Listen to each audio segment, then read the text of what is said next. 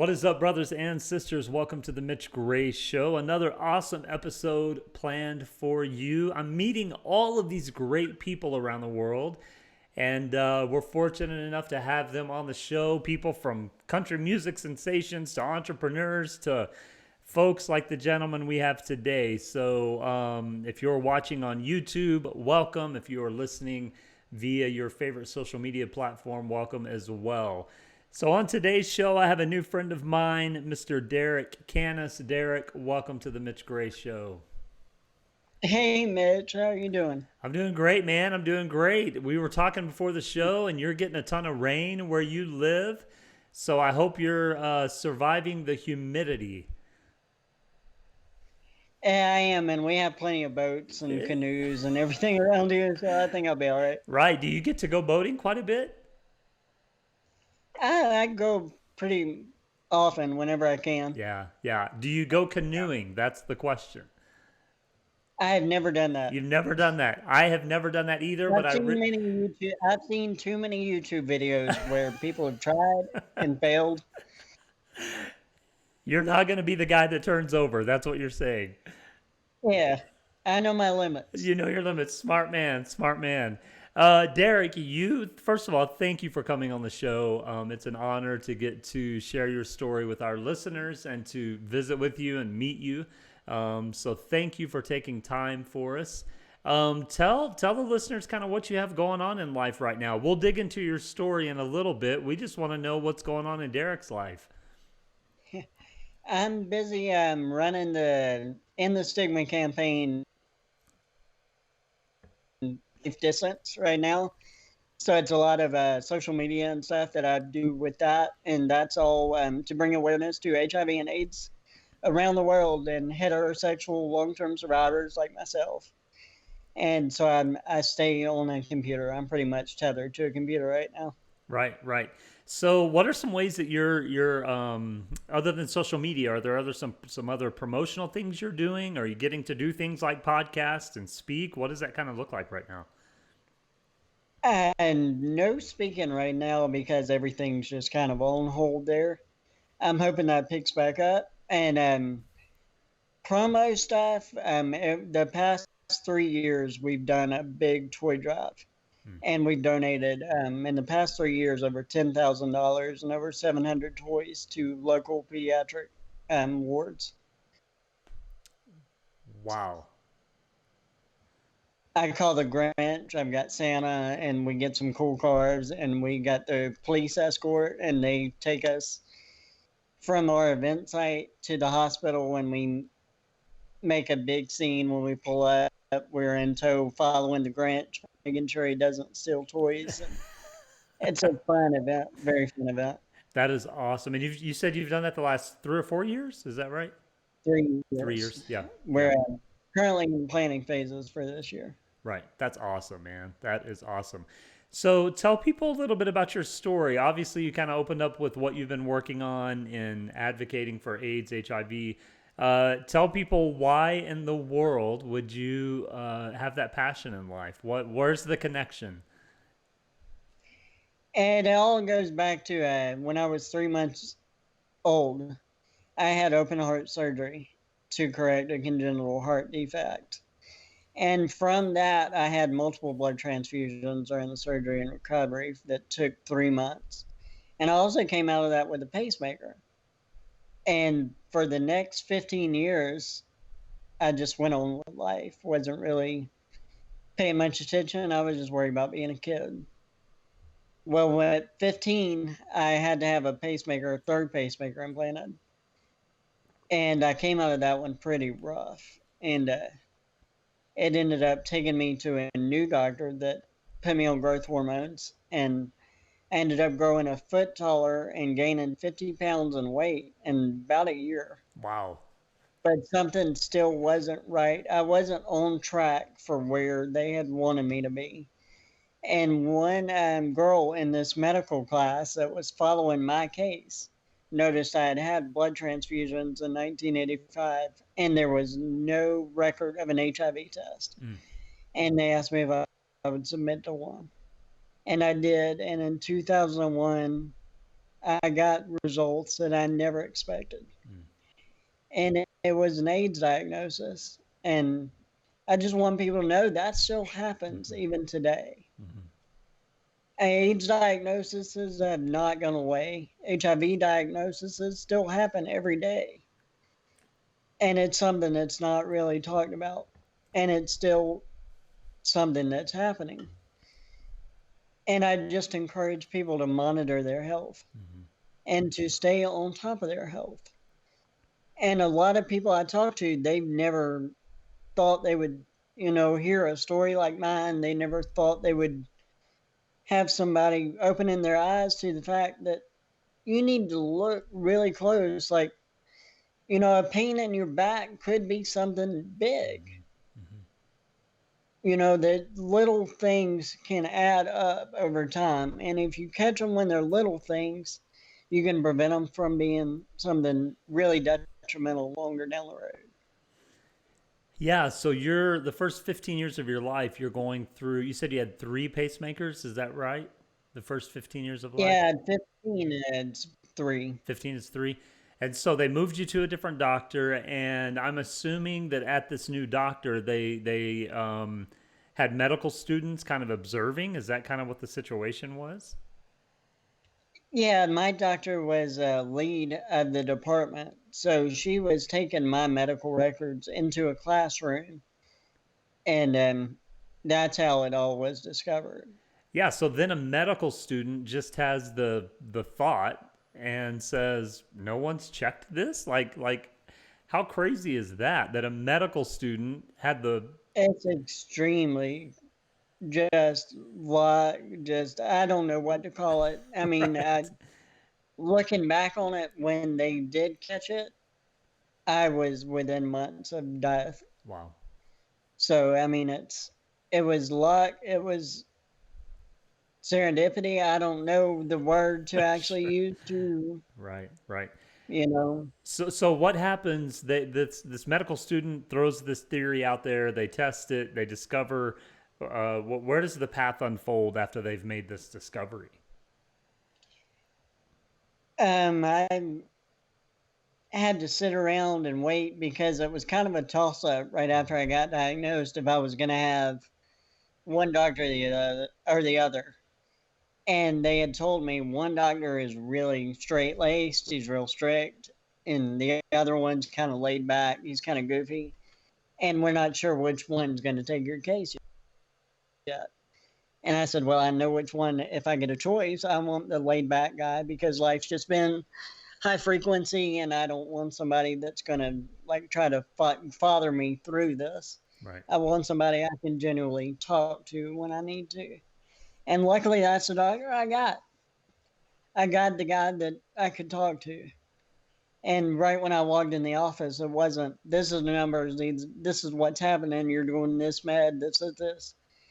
He would just tell me, look, he told me straight up when I got diagnosed, he said, you're going to hate me, Mm, but mm, you're going to live. mm. He said, just hang with me for the first 6 months. Once we get everything under control,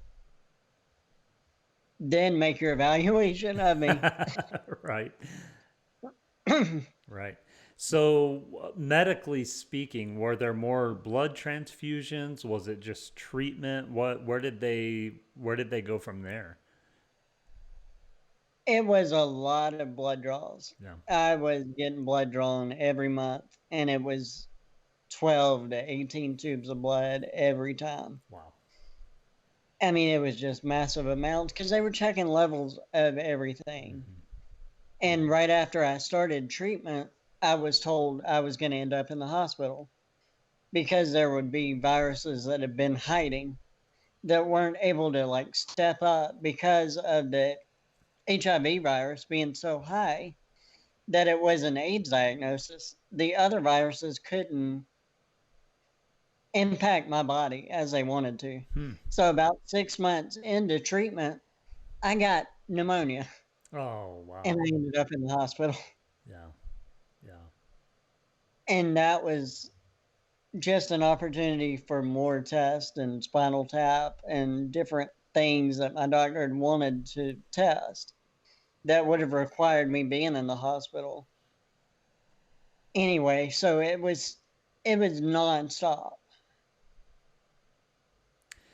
So let's move forward. Let's just say you're kind of through all of those new processes that have to happen. How soon after that diagnosis were you able to return to any normalcy whatsoever? And I don't think I ever did really go back to what I knew as normal. There wasn't Yeah, because a how return you're back. still 15 at this point, is that right? Yeah. Yeah. Wow. Wow. I mean, the diagnosis happened at a critical age for anybody. Yeah. 15 to 18 is that's your figuring out period. Right. Right. And everything I thought I was had a sledgehammer pretty much taken to it. Yeah. Yeah. And I'll always tell people, like, what happened after that was I just kind of dove into headphones. I didn't really want to see anybody, I didn't want to talk to anybody. I just kind of got into music. That was my escape. Mm, I had headphones on 90% of the time in the hospital. mm-hmm, When mm-hmm. my doctor would come in and start talking, if I didn't like what he was saying, Put the there's headphones headphones. back in. You Yeah. know, he's gonna. That's gonna be in the paperwork. You're gonna sit beside the bed when you walk out anyway. I'll read it later. Right. That was my mentality. Mm, And after all that passed, I had to put myself back together. And I did a really, really terrible job mm, because I just scooped up a lot of ego and a little bit of charm and anger. right. And I just put a mask on Right. Right. and I just went on with life. Mm. Which is actually an interesting response because I would say that's what many of us do when we go through challenging seasons. You just maybe had to do it in a little different way. So I'm interested to know what, at that moment in time, what was your go to musician? What was your go to artist? When you're trying to get away from everything and you'd put your headphones in, what was your favorite music to listen to? Back then, and gosh, I'm trying to remember. It was probably Kid Rock. There was Aerosmith. I mean, Right. Metallica. Anything that just had that kind of Some raw. anger to it. Some anger to Yeah, it. that just the release, powerful, just that kind of music was Right. what it was. Right. It Yeah. was just aggressive. If it was aggressive music, I was probably listening to it. Yeah. Yeah. So let's kind of change perspective here. What's your support system like going through all this? Was your family strong? Was it? I mean, I know it had to be challenging, but what was your support system like outside of yourself during all this season? Family was very strong. Yeah. They were very close. And I think the diagnosis probably brought everybody closer because it just gave everybody kind of a rallying point at that time to kind of circle around. And then I had friends and everything that I hung pretty close to. And that was the support system was the doctors and family, and the doctors and nurses actually became like family too. So Yeah, I'm sure you were seeing the same faces over and over and over and over again, would be my guess. yeah. Yeah, yeah. So let's fast forward to present day, man, or maybe not totally present day, but let's move past kind of some of that. At what point did you look inside yourself and decide I'm going to advocate, to educate, to let people know that this still happens, that people are struggling with AIDS, HIV, etc., inside of their control or outside of their control, regardless. At what point did you say, I'm going to be a voice for that message? When did that? Because I'm sure at some point it had to turn from anger and frustration and ego to kind of what I call a watershed moment where you made that decision. What did that look like? Well, that took about I want to say 10, 12 years Hmm. because I got a career as a DJ and I had to just get all my young, crazy 20s done with. And I did that. And my doctor came to me when I was 30 and said, "You have a very unique story and there are opportunities. And you just need to reach out and kind of see where different things are and what you can do." And so I got online and I started looking, and then I realized there wasn't really any heterosexual HIV advocates. So I Right. was like, there is a window there. There is a spot that could be filled. And so I stepped up and I started reaching out for every single opportunity. If it was a magazine, if it was a podcast, if it was a website, a blog, anything where I could share their story.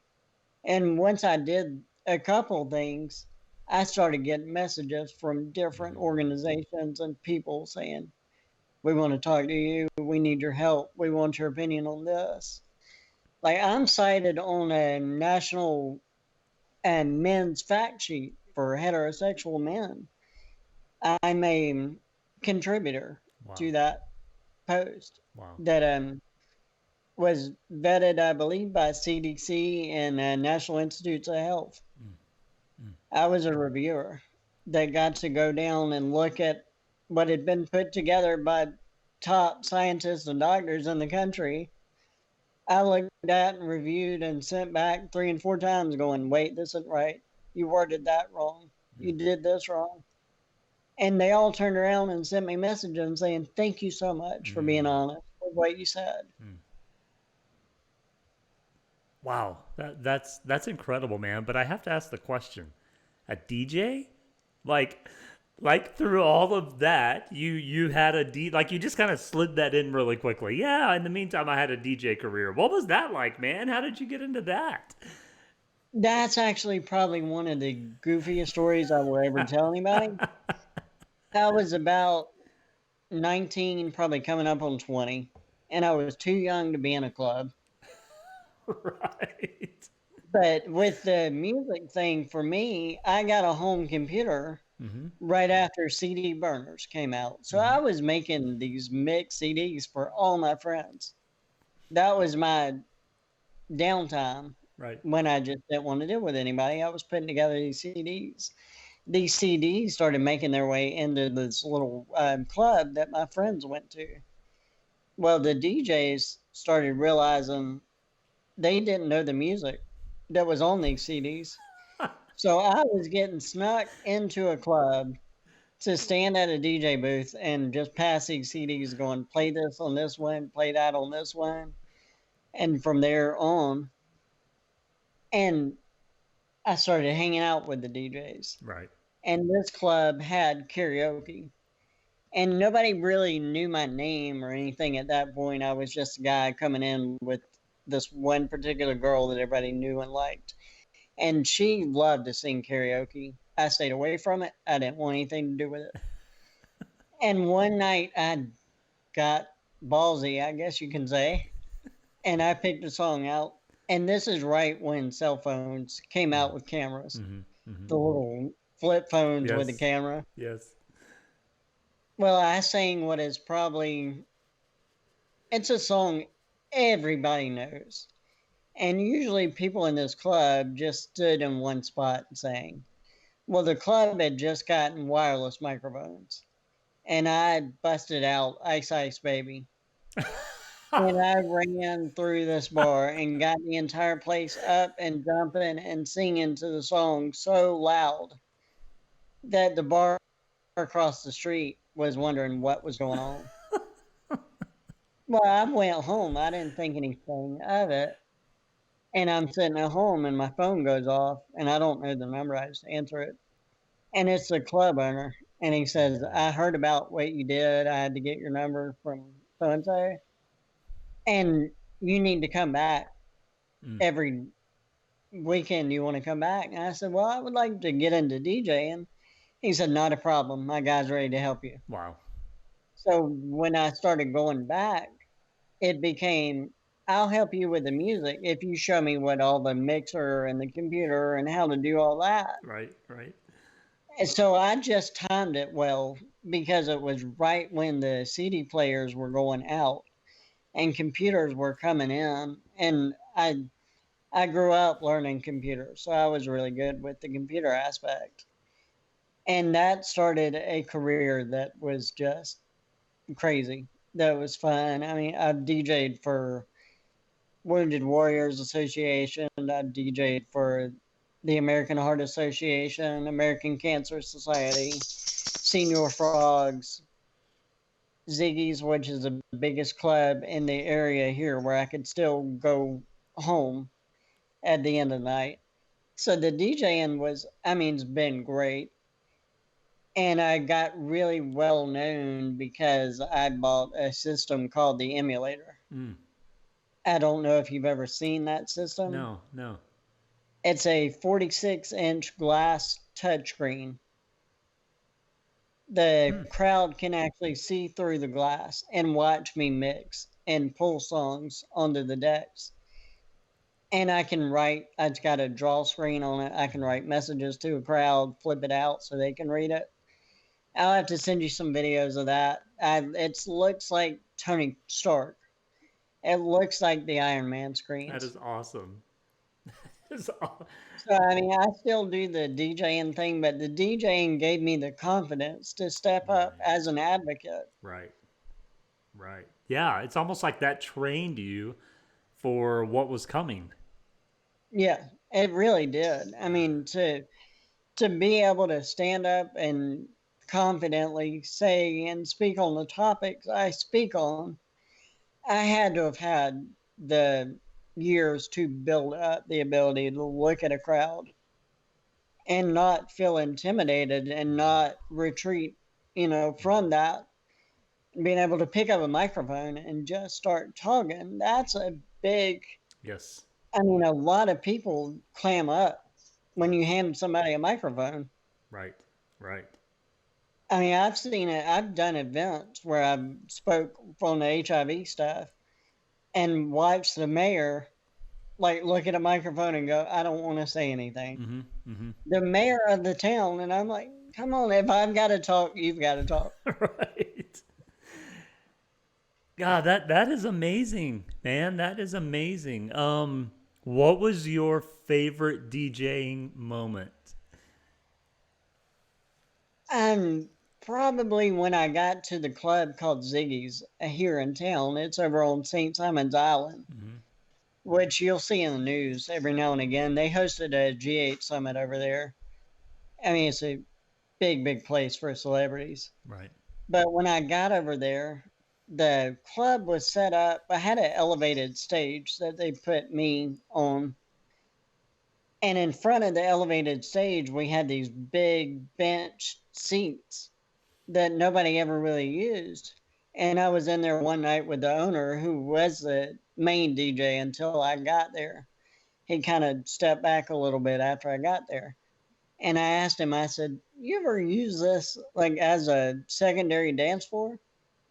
And he said, yeah, every now and again we do that. All right, cool. Maybe I'll do that. And when summer hit, the club got packed, and this place would hold about 700 people. Mm-hmm. So I would fill up the initial dance floor right in front of these benches, and then I would start. We were the bachelorette hub, and one of the craziest nights was I had 9 bachelorette parties Oh that hit my. all at once. So I got all the brides from all the bachelorette parties. I put them up on the benches, Right. and I got the girls that wanted to get up. They got up, and I had the entire bench rows lined with people. I had the stage packed with girls, and we went into. I was very well known for this 1 a.m. 80s set that I would do, Mm. which started off with Something Bad's About to Happen, Carrie Underwood and Miranda Lambert, Mm. which went into Shania Twain, I Feel Like a Woman, which would then rock into We Will Rock You, which then went to Pour Some Sugar on Me. And that was a 4-song set that people would flood my bar for Right. because I would get the crowd singing Mm-hmm. so loud Mm-hmm. that you couldn't think. Mm-hmm. And I had strobe lights going, and I had confetti cannons. I brought in so much crazy stuff into that club. And I sent the video to the owner, and he goes, "That's not the place I opened." Because at that point, I'd been down to Senior Frogs, and I'd worked with Right. them, and I had brought in this different style and different tempo to this club Right. that the original idea was a beach music dance club. Mm. And it was a beach music dance club Mm-hmm. from like 7 to 9. But 9, 10, 11, 12, it was a nightclub. Right. And Right. at 1 a.m., it was a full on wild, almost rave like atmosphere. That is awesome, man. That is awesome. I want to tie something in because I'm just thinking as I'm hearing you talk. So you go from this being a baby, and having these health issues thrust upon you, and then you go through the first 15 years of your life, man, and just have all these challenges, and then at 15, kind of the biggest hammer of all drops. I'm hearing you talk about your DJ career and how you got into that and how that kind of trained you to get into advocacy and speaking. But as I'm listening to you, the thought keeps coming to mind. How in the world did you turn a story of discouragement, where you're continually getting blasted with these uncontrollable issues, into a story of courage? Because courage is a choice. Courage isn't something that we're necessarily born with. Courage is something that we have to wake up and look in the mirror and say, I'm going to do something different with the cards I've been dealt.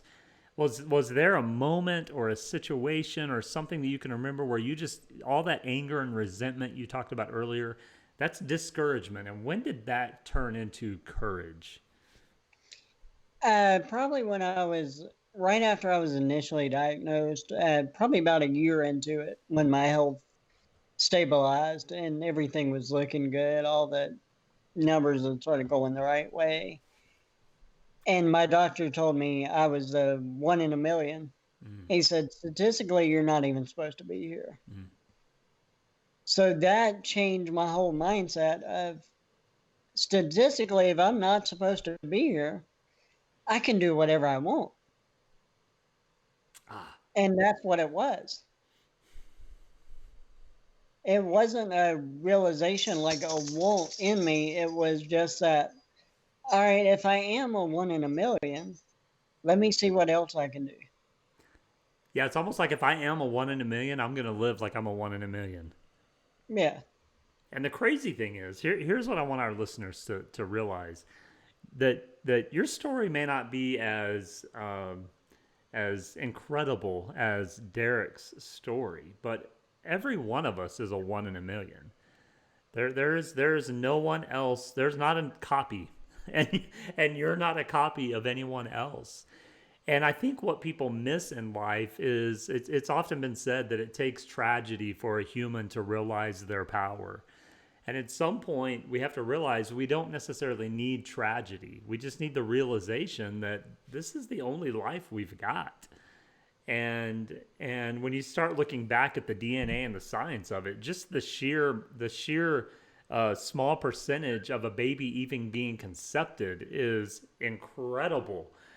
So that's a powerful message for people to hear, that you are a one in a million, whether your story is similar to Derek's or not. All of our paths are different, and that's powerful, man. That is powerful. Yeah, I mean, I always speak a lot on the like determination and to keep moving. And, you're not what is written in a medical file. Mm-hmm. You are not your diagnosis. Mm-hmm. Why should the diagnosis change who you are? It doesn't. Yeah. And too many people fall into that. I've seen it happen over and over again. Like, somebody gets diagnosed with any plethora of diagnoses. Right. They immediately look at themselves as, I'm sick. I'm this, I'm that. I can't Mm, do this anymore. I can't do that anymore. And that is so dangerous. mm, Don't fall into that trap of I am sick, I need to act a certain way. There is no rule book when it comes to that. Nobody puts you in a corner and says, "Oh, you're supposed to." I mean, I say that, but I've been put in a corner many, many times over the years. right. Right. After surgeries, I had my fourth pacemaker implanted, and I went and DJ'd about 36 hours after the surgery, Wow. and I ended up popping two stitches in my shoulder in the middle of a gig. Went to a bathroom, bandaged myself up, went back out, and finished the night. Yeah. Yeah. Yeah. I mean, there's a level at which you get to realize this is what it is. I'm going to have to put up with it. And the way I put up with it is how I'm going to be defined after I'm gone. So I always tell people, I'm not a guiding light. Don't ever try to be like me. Right. I'm the I'm the dumbest person when it comes to medical stuff. I have to be told when I'm hurt. Right. I have actually killed a pacemaker. Mm, The fourth one died. Yeah, the fourth one was on battery alert for 2 years. The third one died totally. mm, And I didn't know.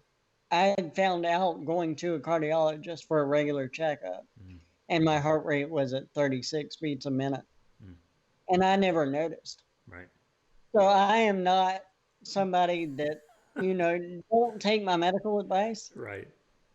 I am awful at even knowing my own medical advice. I don't give myself advice Mm.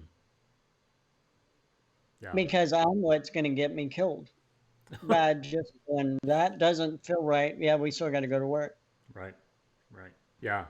Yeah. Which the other side of that attribute is that's probably also what's kept you going and really helped you go through these challenges. So that's amazing. So how is your health now? How what are there still things that you're dealing with? I know you're having, you still have a pacemaker, et cetera, et cetera. But how is your health overall now? And it's pretty good. It's about as good as it Right. will probably ever get. And cardiac wise, I've been rebuilt. When they put in this fifth one 2 years ago, I also had a 8 hour cardiac ablation Mm, where they go in and resurface the heart. I have a bad problem of going into atrial flutter, and the flutter rhythms are caused by damaged heart tissue. mm, And so the ablation really, really helped with that. I try to walk about a mile, mile and a half every day, keep a cardiac health pretty good. The virus is under control. Everything's as good as I can get it right now.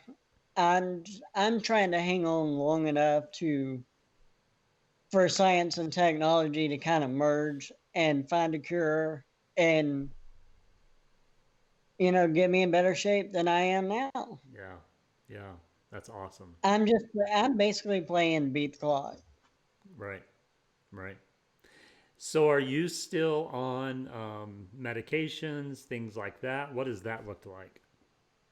Yeah, I still I'm on medications. I'm on all the antivirals. I've got three of those that I take every day. I've got a couple heart meds, some vitamins. I've cut 22 pills down from when I was originally diagnosed to 12, Wow. which usually as you get older you don't drop the number of pills, they usually go up. So Right. I'm very thankful for that. Yeah. That was that's something to be very proud of and very thankful of. Yeah. Yeah. So what's next, man? I know you're doing this advocating. You're doing a lot of educating. Kind of what's the next step for you, kind of moving forward? I'm kind of all in a holding pattern right now, sadly, because everything I did do now requires social distancing. So Right. I don't really know. I'm hoping to get to conferences. I'm hoping to be a speaker at different big conferences. I've been doing all the applications for that. I'm hoping to hear back, and just trying to keep growing as much as I can and moving forward. I don't like being stagnant. Yeah. I didn't like this quarantine and just sitting. I don't have time I can really burn. I Mm, hate doing that. mm, Lost time aggravates me more than anything else. mm. That's the biggest aggravation in my life. Like, I can't lose time. I can't afford to lose a day. Yeah. Yeah. Wow. That's a powerful statement, man. Lost time is, yeah, that is, and it, of course, is magnified with the backdrop of your story. But again, that's applicable to all of us. Once we lose time, we don't get that back. Yeah. And that's an incredible perspective. An incredible perspective. That's awesome, man. Derek, let's go here. What is something so all of my listeners are just being introduced to you. They've heard your story. They've heard your awesome DJ experience. And by the way, I'm sure everyone's like, okay, we need to find video of Derek DJing somewhere because they want to see this Tony Stark screen.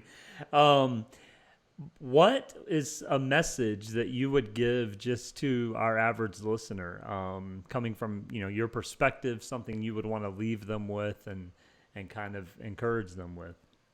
As goofy as it's going to sound, the best advice actually came from the Rocky Balboa movie. I don't know if you saw that, Yeah, but yeah. it's the speech he gave to his son. Mm-hmm. And the opening one, I don't know if it's an opening line, but it says, it's not about how hard you hit, it's about how hard you can get hit Mm-hmm. and keep moving forward. That's how winning is done. So, how hard can you get hit and keep moving forward? Mm-hmm. And that's what I always look for in life. Like, I've not been hit hard enough yet that it stopped me. Right. So I'm kind of scared to find out what Oh is gosh. going to hit me Right. that totally stops me. Yeah. What is that going to be? Yeah. And I'm anxious to find out, like, what is going to try to be that? How many more hits can I take?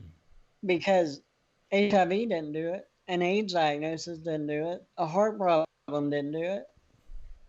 So, what's going to be the hard hitting thing that I don't get a chance to hit back at? Because everything else I've hit back at Mm-hmm. and hit hard Mm-hmm. Mm-hmm. and knocked it back to the point that I won the fight. Mm-hmm. I'm still winning the fight. I'm winning the fight every day. Mm. And that's what I wake up with. I mean, every day I wake up at 8 a.m. and that's like another ring of the bell to me. Mm-hmm. That's all right. You got to go. Every day is a battle. Every single day is a battle. Yeah, there's this idea that I like to talk about often, and it's the magic to life is found in the response and in Oh, yeah. and in the recovery. I think we get so focused on the circumstantial of getting hit that we forget the real power is found in recovery. And when we can learn to recover and respond, that's where we really find the miracle of life. And that's exactly what you're talking about. Yeah. Like, I worked with people and they hated working with me because they would come in and go, I'm sick. I got a headache. So I have my sinuses. And I would just walk by and go, bummer, Yeah, let's go to work. right, right. And then they would stop and go, Am, you're right. And I would always tell people, if I can be here, you can be here. Yeah, yeah, Let's go. yeah. Powerful stuff, man. Powerful stuff. Okay. So I have something that I do at the end of every show with every guest, and I'm excited to do this with you. It's 5 questions. You can only give one word answers, though. So it's kind of a quick round type of situation. So are you ready? Yes. All right. Regarding books, do you prefer digital or paper? Paper. Nice.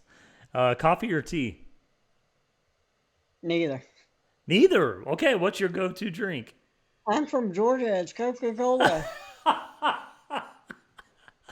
I love that, man. I love it. Coca-Cola. I'll let you have it, my man. I'll let you have it. What's one guilty pleasure that you have? Netflix. Nice. Favorite show on Netflix? The Ranch. The Ranch. I haven't watched that. Is that the one with Ashton Kutcher? Is that correct? Sam Elliott, that's great. So If I, you want to laugh, that's great. okay, so I need to get on that. Okay, I'll get on the Ranch train. Cool. One thing that you can't live without. Music. Nice. People, that's been a very popular answer. Who's your favorite current artist, by the way? Miranda Lambert. I went and Nice. saw her for my birthday last year. Nice. That's cool. What's your favorite season of the year? Fall. Fall. Fall. Very good. Oh, I bet falls in Georgia are incredible. They're pretty nice. I mean, it's a great time to be on the boat. Sunsets get prettier. It's just Yeah. nice. It's beautiful. That's incredible. That's incredible. Derek, this has been an honor, my friend. It's been an honor to meet you and to visit with you and to hear your story, but more importantly, to hear and watch your courage. It's you. You said a lot of things today that I know people are going to want to re-listen to and pay attention to. So thank you, thank you, thank you for coming on the show. Thank you for having me. Yeah, it's been a blast. Brothers and sisters, please check out Derek's website, derekcanas.com. That's DEREKCANAS. And on Derek's website, you'll hear more about his story, and you'll be able to also latch onto his social media, and you'll want to go subscribe to his YouTube channel as well. He has some really valuable stuff on his YouTube channel. And Derek has promised that he's going to send me a video of his Tony Stark scream. And when he does, we'll make sure we post that because that's going to be really cool. So, Derek, thanks for coming on the show. If you'll hang on for a minute, you and I will finish up after we stop recording. Any last thing you want to say to our listeners? Just keep fighting. Keep fighting. Don't put your gloves down. Yeah. Keep walking into the storm. Yep. As rough as that sounds, just keep walking it. It can't rain every day. It can't rain every day. It can't rain every day. That's exactly right. I love that. I love that. Brothers and sisters, we hope you are safe and we hope you are well. Thank you for listening to The Mitch Gray Show. Please subscribe to our show anywhere you listen to podcasts. That's The Mitch Gray Show, GRAY. Make sure you follow us on social media, Gray Media, on most social media platforms. And make sure you subscribe to our YouTube channel, The Mitch Gray Show. We do put all of our podcasts in video form there. And every once in a while, I also do a feature video with an inspirational talk on there as well. So, Derek, thank you once again. Thanks for sharing your story. It's been an honor and a pleasure, and you and I will talk in a second. Have a great day, friends, and we will talk to you soon.